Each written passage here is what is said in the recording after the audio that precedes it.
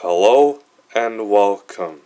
This is a drink called how to make carbonated maple hot chocolate cherry natural flavor. First thing you gotta do is you pour in the water, then last but not least you pour the hot chocolate mix, and then let this cherry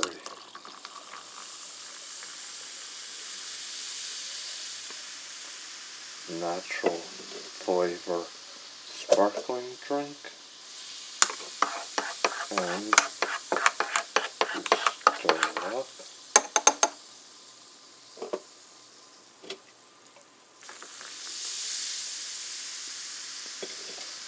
And here is the